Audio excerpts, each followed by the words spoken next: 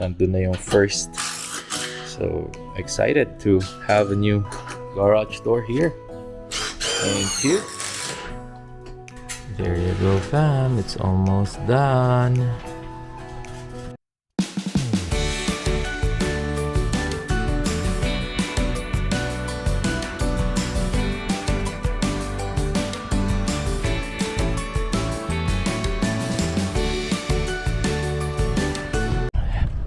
Good morning! Ayan, magsa-start na kaming mag-video para mas maaga. Ayan, nandito na si Mommy. Hi, And syempre, ang outfit natin ay pang summer na. So, naka-shorts na kami. So right now, the usual, susunduin namin ang aming Kuya Davon. But after that, maghahatid muna kami ng bedsheet or beddings ni Lian. Kasi nakalimutan ni Daddy. Dito na tayo lang. Nakalimutan ni Daddy dalhin. So wala siyang bedsheet mamaya pag matutulog or magna-nap time. So kailangan namin siyang dalhan. Yan. And how was your work, Lam? Busy? Good. Hindi. Busy? Hindi masyado. Always busy? Okay, hindi daw masyado. Ako sobrang busy. Okay, so lakad lang kami. And we'll catch you later again. Ayan na ang aming Kuya Davon na miss ng Mommy. Any nose, this one and this one. You had a bleeding nose? Ayan. Sobrang madaldal talaga yung ganitong age eh. Okay fam, so mainit na mainit ang Calgary. Temperature check tayo, it's 21 degrees. Blue sky sa lahat. Ano, kita niyo ba yung background? Blue sky. Sobrang ganda. Mamasyal. Si-shift yung reklamo eh from malamig sobra and then ngayon naman mainit. Yeah, the house kasi, yung mga house kasi dito sa Canada, sa mga bago, it's actually built talaga for cold. Yeah, wood, yung mga construction materials and all. So pag napapansin ko pag tumaas ng mga 18 degrees or 20 degrees yung temperature, mainit na din sa loob ng bahay. So, yeah, we need to manage it again. Bye po! We need to manage it again. So, baka mag-install na naman ako ng portable aircon namin. Daddy, I want to baba. Pagod na daw. Daddy, I want to baba. Okay, so see you later. Gusto mo magbaba? So, bye! Those are actually dandelion. Oh, really? Yeah, Doon it's sila- really sad. Doon sila galing? Ayan, pagod daw si Kuya. Bababa kay Daddy. Yeah. Baba Okay. ng Daddy.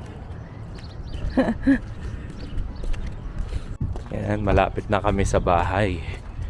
And ito talaga ang mahirap na tanong lagi. Anong ulam natin, Lab? Today? Hipon. Ha? Hipon. Hipon, fried hipon, no? Fried hipon. O sige, sige na nga, fried hipon na nga. Ayan, at least nasagot na ang pinakamahirap na tanong today. Ayan. So, syempre ako, fam, busy with the office. Si Mommy, magnanap yan sila. Naisip ko ang i-share kung ano yung mga goodies na nadala namin Daddy, or can we nabigay make sa grass amin ng juice? family Can we make grass from juice? Can we make Australia grass juice? and from Pilipinas. Daddy, So I think can we that's a make good grass way juice? to, in a sense, just still wrap up our Australia trip. And very happy kasi kami kasi simple things lang yun eh, yung mga request namin, pero sobrang saya kasi yun yung mga parang hindi mo mahanap normally dito sa Canada. Okay, bring some Okay. leaves. So after like an hour or 2 hours, then magla-lunch na kami and yan ang ating weather, di ba? Siyempre sobrang bright oh. Ganda ng weather. Maganda and mainit. So parang isa pala sa forecast ng weather today is baka umabot daw ng 30 degrees this week. So yeah, tingnan natin kung gaano kainit. And well, walang magagawa si Daddy kung hindi. Kailangan kong lagyan ng portable aircon ang mga kwarto. Okay, so see ya. Daddy. So lunchtime na kami. No. And of course, we're with my baby boy. Are you a baby boy? No, you're a big boy na. Ayan. So yung ulam namin pala ay shrimp. The noodles and syempre may gulay tayo. Mushroom. So madaming mangyayari na naman sa atin for this week. Hindi bakasyon though. Kasi parang nagsawa na kami kakabakasyon din. Parang 2.5 weeks din kaming nasa Australia. Yan. And yeah, super open na ang mga windows and naka-on na ang electric fan kasi mainit na dito sa Calgary. Summer! Dito tayo sa garahe ngayon. At kailangan natin ilabas ang ating mga sasakyan. Papalitan ng aming garage door. Doon? Yun. Kasama ang... Yung boxes? Nope. Kasi hindi naman siya kasama sa garage. Ah, ganun? Yeah. Go, Daddy! Go, Kuya!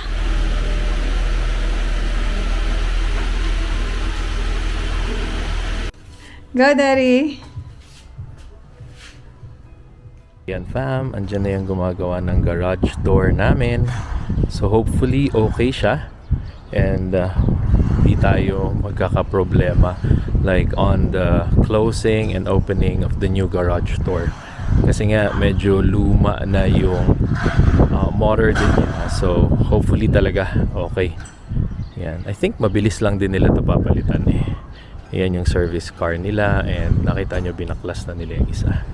Nagpaalam tayo, so magte-take ako ng video ng new garage door namin. So ginagawa nga ngayon as what I've said, and pardon if medyo maingay siya. Nice. Because the last ones have dents, right, on it? Yeah, the old one. Yeah, has dents. Wow, this is smooth. This is smooth and silky. Ayan. So, they're just doing the garage door. Okay. Thank you.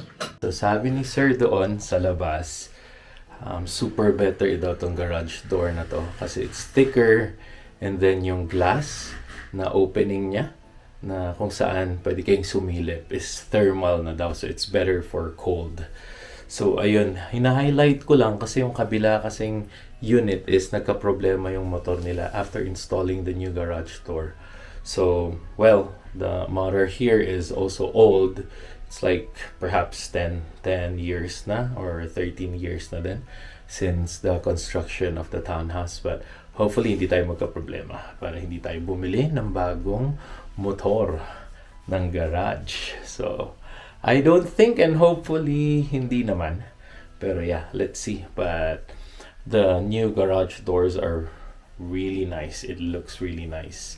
Yeah, and then again, it's thermal. So it's better for cold then. So ayun. So I'll check it out later and ipakita ko sa inyo pagtatapos na nila. Kasi sobrang bilis lang, like 2-3 hours lang nila gagawin and it's done. Napakita ko na nga na yung first layer is nandun na. And they've been here like just an hour pa lang. So, it should be really, really fast. So, by the end of the day, tapos to. Okay? See ya! Okay, medyo malapit na matapos.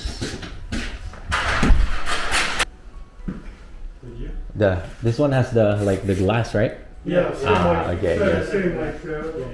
Okay, alright. Ayan, busy sila. Yeah, hopefully it works. Very happy si Daddy at natapos na ang ating new garage. You know, all the hardwares here are new. Itong garage door din. So, kita nyo sobrang linaw ng glass na yun. Ayan.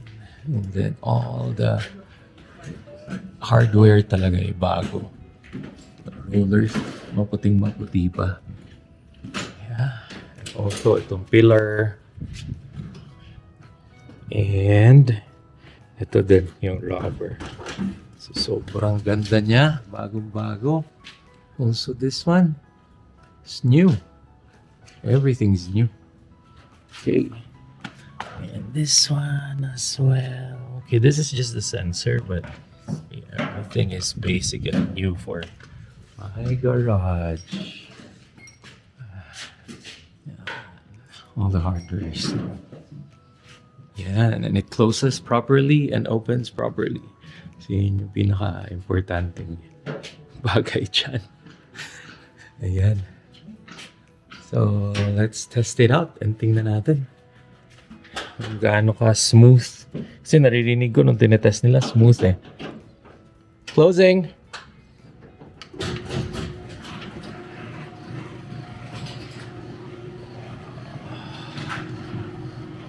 Yes, sir! Ayan, nakikita niyo yung spring.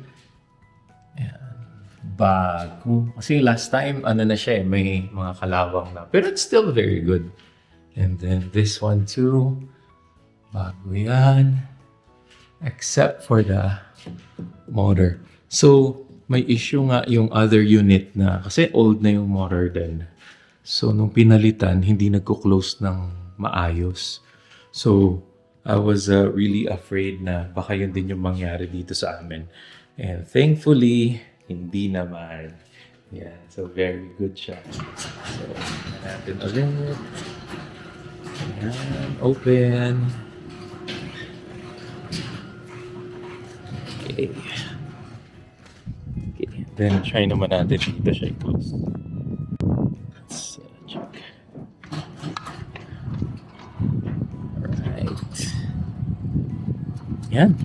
Close this properly.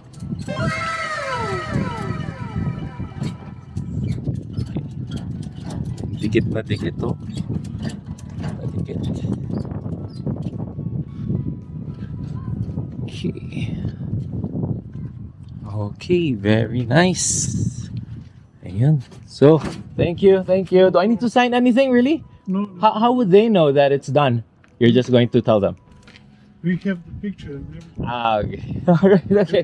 Thank you. Okay. Thank you. Thank you very much. Okay. Very, very happy. Kasi okay yung garage door. Wala siyang problema when it comes to opening and closing. Yung mga naka 20 times naming tinest. So, all good. Ang concern kasi, fam, is yung isa naming friend dito or katabing unit. Nung pinalitan yung garage door nila, ayaw na actually mag-close ng maigi. And the explanation was, syempre, yung motor naman talaga is medyo old na siya. It's not on them changing to the new garage doors. Kasi yung garage door talaga na bago, mas matibay, mas makapal, and mas thermal. So, for sure, mas mabigat daw. But then, since nga yung motor is old na din, need na din daw talagang palitan yung motor niya. So kahit na hindi daw nila pinalitan yung garage door ng bago, mas pasiraan na yung motor. Yun yung point. So yun yung kinakatakot ko kasi siguro more or less same age yung motor namin. So yun yung kinakatakot ko kasi baka hindi din mag-close ng mabuti. Eh dito sa Calgary or sa Canada, basically, you need the garage door to be super tight. Kasi pag winter nga and malamig, delikado siya. Kasi pag may singaw or may slight gap, mabilis pasukin ng lamig. So yun talaga yung concern doon. And ayun, that friend of mine told me, no, ito yung nangyari sa akin. Kayo, kung gusto nyo magpapalit ng garage door. Pero for me kasi, garage door yun eh. I mean, the cost of it is malaki. Compared dun sa motor na, kunyari, papalitan ko yung motor bigla, 600. Pero yung garage door kasi, it should cost more. So parang, although kung nangyari yun, masakit yung loob ko kasi magpapalit ng motor. Pero wala tayong magagawa. At least thankfully, hindi nangyari yun. And yeah, they're perfectly working fine. So, ayan. So ngayon, pasundo na kami kay Lianica. And thank you, Alberta and Canada. Mainit na dito. Summer na. Officially, it's summer na talaga. Ayan, so done na kami ng dinner. And actually, nasa taas na sina Mommy and sina Davan and Lianica. And apparently, kakasabi lang ni Mommy sa akin, grabe naman, may nagbabadya palang hail na parating dito sa Calgary. So hopefully, hindi dumating. Come on. Kakaayos lang nung townhouse namin. And again, this morning lang, this afternoon, kakaayos lang nung garahe dahil sa hail damage. And na-surprise ako nung sinabihan ako ni Mommy na parang may darating na hail, Daddy. So need natin abangan. And we need to secure yung mga sasakyan and everything else. Yeah, this is courtesy of what's good Calgary.